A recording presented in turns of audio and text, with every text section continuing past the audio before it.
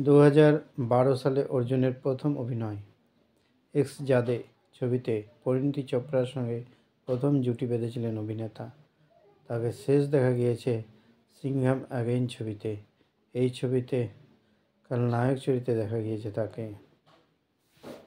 Welcome my channel. নির্ভীক মানুষ ভাইজান, তিনি মস্তান নন। হঠাৎ সলমানকে নিয়ে কেন এমন মন্তব্য করলেন অর্জুন?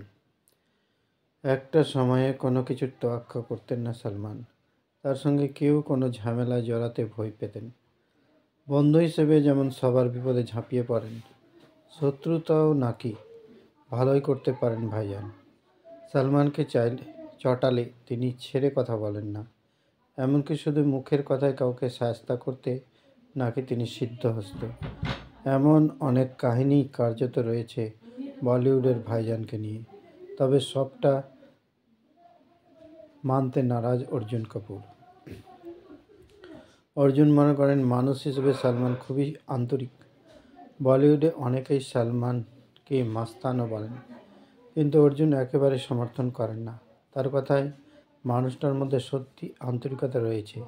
তবে হ্যাঁ, প্রথম বা দ্বিতীয় সাক্ষাতে সেটা নাও হতে পারে, কিন্তু সে আন্তরিকতা আপনাকে আদায় করে নিতে হবে, একটু সময় দিতে হবে। সলমানের সম্পর্কে অর্জুনের মতামত। সারা বিশ্বের সবচেয়ে নির্ভীক মানুষ সলমান। আমি কখনো দেখিনি ওকে নিজের উপর থেকে দায়িত্ব ঝেড়ে ফেলতে। কোনো পরিবর্তন হয়নি ওর, একই রকম রয়ে গেছেন তিনি। কিন্তু তিনি খুব শক্তিশালী মনের মানুষ।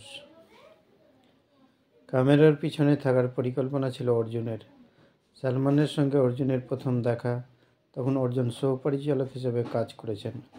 অর্জুনকে দেখেই সলমান ছবিতে অভিনয় করার পরামর্শ দিয়েছিলেন। তারপরে অজন ঝরানো শুরু করেন অর্জুন। 2012 সালে অর্জুনের প্রথম অভিনয় এক্স জাদে ছবিতে পরিণীতি চোপড়ার সঙ্গে প্রথম জুটি বেঁধেছিলেন অভিনেতা। তাকে শেষ দেখা গিয়েছে সিংঘাম অ্যাগেইন ছবিতে।